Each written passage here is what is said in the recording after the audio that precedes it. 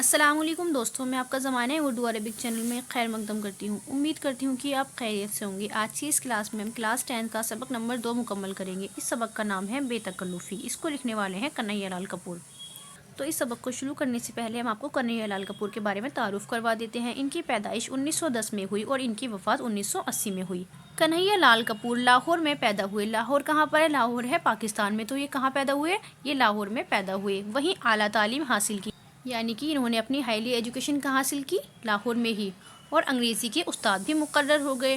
ہندوستان کی تقسیم کے بعد ہندوستان آ گئے، یعنی جب ہندوستان کا بٹوارا ہوا تو یہ کہاں آ گئے؟ ہندوستان آ گئے۔ اور گورنمنٹ کالج موگا پنجاب میں پرنسپل کے عہدے پر ملازم ہو گئے۔ اور یہ پنجاب میں پرنسپل کے عہدے پر ملازم ہو گئے، یعنی کہ پنجاب کے گورنمنٹ کالج میں ان کو پرنسپل کی نوکری مل گئی۔ یہیں ان کا انتقال ہوا، یعنی کہ ان کا انتقال ہندوستان میں ہوا۔ طنز و مزاح ان کا خاص میدان ہے۔ طنز و مزاح کیا ہوتا ہے؟ طنز کا مطلب ہوتا ہے تانا دینا، اور مزاح کہتے ہیں تانا مار کر مزہ لینا، یعنی کہ دوسروں کو تانے مار مار کر خوش ہونا۔ جو مزاح نگار ہوتا ہے، مزاح نگار کا اصل مقصد ہنسی بنانا نہیں ہوتا، بلکہ سامنے والے کو اس کی کمی بتانا ہوتا ہے تاکہ وہ اپنے اندر سدھار کر لے اور اس کو برا بھی نہ لگے۔ پیروڈی لکھنے میں انہیں خاص مہارت حاصل تھی۔ زندگی کے عام تجربوں سے مزاح پیدا کر لینا ان کی ایک خاص پہچان ہے۔ نوکے نشتر، بالوں پر نرم و گرم، گرد کارواں، نازک خیالیاں، نئے شگوفے، سنگ و خشت، شیشہ تیشہ اور کامیڈی شیخ چلی ان کی مشہور کتابیں، یہ ان کی فیمس کتابوں کے نام ہیں۔ سبق کا نام ہے بے تکلفی۔ تو ہمیں پتہ ہونا چاہیے کہ تکلف کا میننگ کیا ہوتا ہے۔ تکلف کا میننگ ہوتا ہے تکلیف میں آ کر کوئی کام کرنا، یعنی دل تو چاہتا ہے کرنا مگر شرم کی وجہ سے کیا ہوتا ہے؟ کام نہیں ہو پاتا، یعنی کام کر نہیں پاتے ہم۔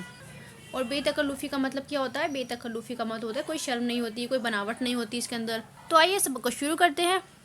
سبق کی شروعات ایک شعر سے ہوتی ہے۔ شعر کیا ہے؟ کہنے کو تو استاد ذوق فرما گئے، یہ ذوق تکلف میں ہے تکلیف سراسر۔ اب ذوق کون ہے؟ ذوق ایک بہت بڑے اردو کے شاعر ہیں۔ اب کنہیا لال کپور کیا کہتے ہیں؟ کنہیا لال کپور کہتے ہیں کہ کہنے کو تو استاد ذوق فرما گئے، کیا فرما گئے؟ یہ ذوق تکلف میں ہے تکلیف سراسر، یعنی کہ اگر کوئی تکلف کرتا ہے تو اس میں کیا ہوتی ہے؟ اس میں تکلیف ہوتی ہے۔ لیکن یہ غور نہ فرمایا کہ اگر تکلف میں تکلیف ہے تو بے تکلف میں کون سی راحت ہے؟ تجربہ شاہد ہے کہ، یعنی تجربہ گواہ ہے کہ وہ تکلف بھی فرض کیجئے، یعنی کہ ذرا سوچئے، آپ جہنم کے دروازے پر کھڑے ہیں اور جہنم کا داروغہ آپ سے کہتا ہے تشریف لے چلیے، اور آپ مسکرا کر نہایت لجاجت سے عرض کرتے ہیں، لجاجت کہتے ہیں عاجزی سے، جی پہلے آپ، تو عین ممکن ہے کہ آپ کے حسن اخلاق سے، یعنی کہ آپ کے اس اچھے اخلاق سے معروف ہو کر آپ کو جہنم کی بجائے جنت میں بھجوا دیں۔ تو ممکن کیا ہے؟ جو جہنم کا داروغہ ہے نا، آپ کے حسن اخلاق سے، یعنی کہ آپ کی بات کرنے کے طریقے سے نا اتنا خوش ہو جائے کہ وہ آپ کو جہنم کی جگہ نا جنت میں بھجوا دے۔ یہ ہے تکلف کی بات، ٹھیک ہے۔ اسی کے برعکس، یعنی کہ اسی کے اپوزٹ، اگر آپ داروغہ جنت سے بے تکلفی ہے تو ہو سکتا ہے ہنسی مذاق میں وہ آپ کو باغ بہشت کسی نہر میں اتنے غوطے دلوائے کہ آپ کو چھٹی کا دودھ یاد آ جائے۔ یعنی کہ اگر اسی کے برعکس آپ سوچیں گے اور جنت کا داروغہ ہے اور جنت کے داروغہ سے آپ بے تکلفی کرتے ہیں، پہلے تو تکلف کی بات ہو رہی تھی کہ آپ تکلف والے انداز میں بات کر رہے ہیں، لیکن اگر بعد میں بے تکلفی والی بات کریں تو بے تکلفی میں کیا ہوگا؟ جنت کا جو داروغہ ہے وہ آپ کو اتنے غوطے دلوائے گا کہ آپ کو چھٹی کا دودھ یاد آ جائے گا۔ تکلف کا سب سے بڑا فائدہ یہ ہے کہ ہینگ لگتی ہے نہ فٹکری۔ ہینگ لگتی ہے نہ فٹکری، یہ کیا ہے؟ ایک محاورہ ہے۔ اس کا کیا مطلب ہوتا ہے؟ اس کا مطلب ہوتا ہے نہ ہی کوئی خرچ ہوتا اور نہ ہی کوئی محنت لگتی۔ تو تکلف کا سب سے بڑا فائدہ کیا ہے؟ تکلف مطلب تکلیف میں آ کر کوئی کام کرنا، یعنی دل تو چاہتا ہے کرنا مگر شرم کی وجہ سے وہ کام کر نہیں سکتے۔ تو اس تکلف کا سب سے بڑا فائدہ کیا ہے؟ اس کا فائدہ یہ ہے کہ نہ ہینگ لگتی ہے نہ فٹکری، یعنی کوئی خرچ بھی نہیں ہوتا، کوئی محنت بھی نہیں لگتی، اور ظاہر داری کہتے ہیں دکھاوے کو، جو کہ تو قائم رہتی ہے، اور ہمارا دکھاوا بھی یوں ہی کا یوں ہی قائم رہتا ہے۔ مثلاً یعنی فار ایگزامپل، آپ کے گھر کوئی صاحب تشریف لائے ہیں، آپ کہتے ہیں کچھ منگواؤں آپ کے لیے؟ وہ فرماتے ہیں اجی صاحب تکلف مت کیجیے، یعنی تکلیف مت اٹھائیے۔ آپ کہتے ہیں چائے پئیں گے؟ وہ کہتے ہیں شکریہ ابھی پی ہے۔ آپ کہتے ہیں سوڈا منگواؤں؟ وہ کہتے ہیں نہیں صاحب آپ تو خواہ مخواہ تکلف کرتے ہیں۔ آپ کہتے ہیں شربت پیجیے گا؟ وہ کہتے ہیں واہ صاحب آپ تو پھر تکلف پر اتر آئے۔ آپ کہتے ہیں ٹھنڈا پانی پیجیے؟ وہ کہتے ہیں اچھا صاحب اگر آپ اصرار کرتے ہیں، یعنی آپ فورس کرتے ہیں تو پی لیں گے۔ اب اگر انہی حضرت سے آپ کی بے تکلفی ہو تو آپ کو کتنی زحمت اٹھانی پڑے، یعنی کہ کوئی مہمان آپ کے گھر آیا، آپ کو وہ ہر چیز کے لیے انکار کر رہا ہے، یعنی وہ تکلف ظاہر کر رہا ہے، لیکن اگر وہی شخص بے تکلفی ظاہر کرے تو کیا ہوگا؟ تو سوچئے، اگر آپ اس سے کہیں گے آپ کھانا کھائیں گے آپ، تو وہ کہے گا ہاں ضرور کھائیں گے، لیکن کھانا کھانے سے پہلے چائے پئیں گے۔ اب دیکھیے بے تکلفی میں کیا ہو رہا ہے، آپ کہیں گے چائے منگواؤں؟ وہ کہے گا ضرور منگوائیے لیکن پہلے سگریٹ پلائیے۔ آپ کہیں گے چائے کے ساتھ کیا کھائیے گا؟ وہ کہیں گے अम्मा यार तुम्हें मालूम तो है, पाव भर गाजर का हलवा, 2 ऑमलेट, 4 टोस्ट, 6 समोसे यानी समोसे, 10-12 क्रीम रोल और हाँ एक आध केक हो जाए तो सुभान अल्लाह, लेकिन जल्दी कीजिए। अगर बेतकल्लुफ़ी हो तो किस तरीके से बात होगी? इसी तरह से बात होगी। बेतकल्लुफ़ में यूँ तो हज़ारों कबाहतें हैं यानी परेशानियां हैं, कबाहतें कहते हैं परेशानियों को, लेकिन सबसे बड़ी ये है कि बसा औक़ात यानी कभी कभी उसके तुफ़ैल से आपको सख्त खफ़्फ़त उठानी पड़ती है यानी परेशानी उठानी पड़ती है। आप चंद मुअज़्ज़िज़ अशख़ास से निहायत आलिमाना अंदाज में किसी मसले पर गुफ्तगू कर रहे हैं। मुअज़्ज़िज़ कहते हैं इज़्ज़तदार अशख़ास यानी लोग, यानी कि आप कुछ इज़्ज़तदार लोगों से आलिमाना अंदाज में बातचीत कर रहे हैं। ये कोई साहब दरवाजे पर इस तरह दस्तक देते हैं गोया दरवाज़ा तोड़ कर ही दम लेंगे। आप बातचीत कर रहे हैं अंदर, लेकिन कोई दरवाजे पर इतनी ज़ोर ज़ोर से दस्तक दे रहे हैं यानी दरवाजे को इस तरह से बजा रहे हैं जैसे कि मानो कि वो दरवाज़ा तोड़ ही देंगे। वो 1 मिनट दरवाज़ा खटखटाने के बाद अब बुलंद आवाज़ में चिल्लाना शुरू कर देते हैं, अबे कहाँ है, दरवाज़ा खोल, अबे ना हिंजान यानी अबे बदबख्त सुनता नहीं, हम कब से चिल्ला रहे हैं, अरे कोई है, सब मर गई क्या। अब देखिए आप अंदर इज़्ज़तदार लोगों से बातचीत कर रहे हैं, अब कोई दरवाजे पर आपका ऐसा दोस्त आ जाए कि वो चिल्लाना शुरू कर दे, इस तरह से दरवाज़ा बजाए कि वो दरवाज़ा तोड़ ही देगा। कमरे में दाखिल होते ही वो आपके अहबाब पर निगाहें गलत अंदाज डालते हैं और निहायत मतानत से कहते हैं, माफ़ कीजिएगा साहब, मेरी इनसे ज़रा बेतकल्लुफ़ी है। क्या कभी ऐसा होता है कि आप 2 बेतकल्लुफ़ दोस्तों के दरमियान कुछ इस तरह घिर जाते हैं कि ना पाए रफ्तन ना जाए मंदन, यानी कि ना आप रुक सकते और ना आप चलते बन सकते। क्या होता है कि आप 2 तकल्लुफ़ दोस्तों के बीच में बैठे हुए हैं और इस तरह घिर गए कि ना आप जा सकते हैं ना आप रुक सकते। उनमें से एक दूसरे को निहायत गलीज़ गाली देता है और आपकी तरफ अफ़्व तलब नज़रों से देखते हुए कहता है, बुरा ना मानिएगा। यानी कि आप 2 दोस्तों के बीच में बैठे हुए हैं और वो दोनों क्या कर रहे हैं, एक दूसरे को बहुत ही गंदी गंदी गालियाँ दे रहे हैं। आपकी तरफ देखते हुए कह रहे हैं कि बुरा नहीं मानिएगा। दूसरा जवाब में इसी तरह की गाली देते हुए कहता है, यानी कि अब जो उसको गाली दे रहा है अब दूसरा भी उसके जवाब में गालियाँ दे रहा है, माफ़ कीजिएगा, हम बहुत दिनों के बाद मिले हैं। अब क्या कह रहे हैं, गाली क्यों दे रहे हैं, क्योंकि वो बहुत दिनों के बाद मिले हैं। अब 2 दोस्त हैं, वो बहुत दिनों के बाद मिले तो आपस में गालियाँ दे रहे हैं और आप बीच में फंस चुके हैं। इस माजरत के बाद गालियों का वो सिलसिला शुरू होता है कि आपको बेसाख्ता बेतकल्लुफ़ी की दाद देनी पड़ती है। नॉवलों में बेतकल्लुफ़ दोस्तों की बड़ी दिलचस्प मिसालें मिलती हैं। थेकरे एक किरदार का जिक्र करते हुए लिखता है कि ये साहब थेकरे कौन, एक नॉवल निगार हैं। वो क्या जिक्र करते हैं, वो कहते हैं कि जिस दोस्त के पास ठहरे थे रुखसत होते वक्त उससे एक कमीज़ ज़रूर मुस्ताल लिया करते थे। अब थेकरे एक नॉवल निगार है, वो क्या कहते हैं, वो कहते हैं कि जब भी वो किसी दोस्त से मिलते थे तो वो क्या करते थे, अपने किसी न किसी दोस्त से एक ना एक कमीज़ ले लिया करते थे। मुस्तार कहते हैं उधार लेना।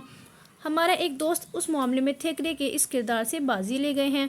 वो सिर्फ कमीज़ पर इक्तिफ़ा नहीं करते, सारी पोशाक का मुतालबा करते हैं, यानी सिर्फ कमीज़ ही नहीं मांगते बल्कि और भी सारी पोशाकें और भी कपड़े मांग लेते हैं।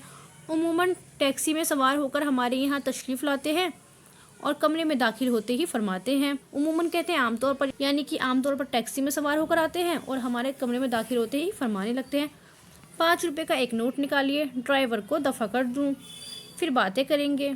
ये हज़रत हमेशा हमारी अदम मौजूदगी में वापसी का काम करते हैं और विदा होते वक्त नौकर से कह जाते हैं, वो आए तो उन्हें कह दीजिएगा मैं उनका गर्म कोट और काली पतलून ले जा रहा हूँ, चंद दिन इस्तेमाल करके वापस कर दूँगा।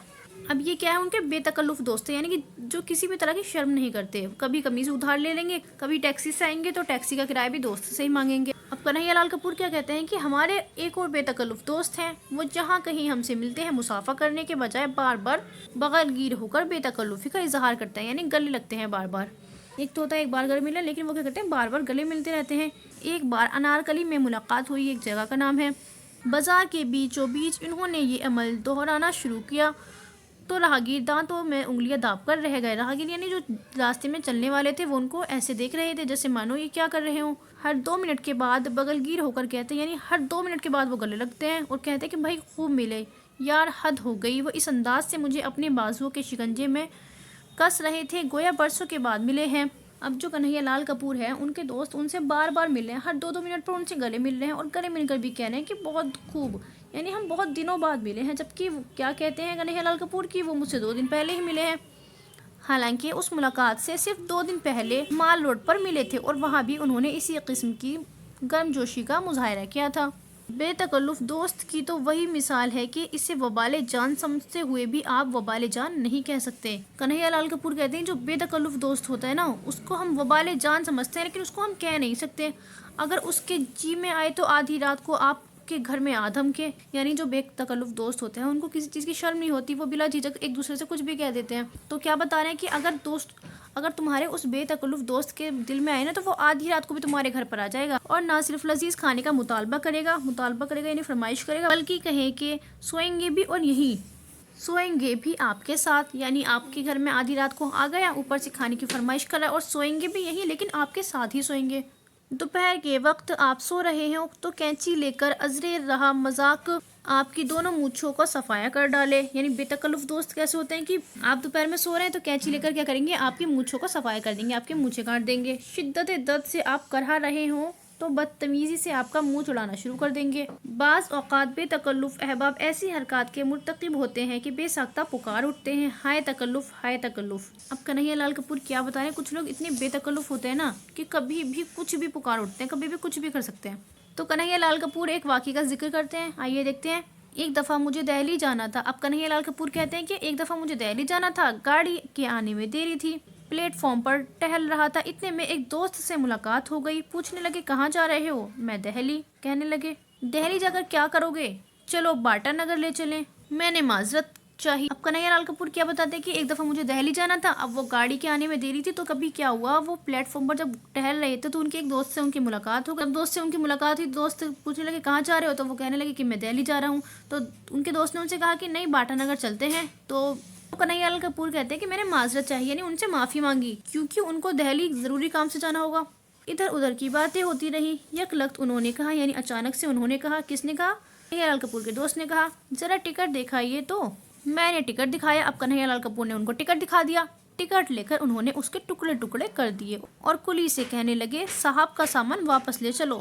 انہوں نے دہلی جانے کا ارادہ ترک کر دیا ہے، یعنی چھوڑ دیا ہے۔ اب ایسے ہوتے ہیں بے تکلف دوست جو بنا سوچے سمجھے کچھ بھی کر دیتے ہیں۔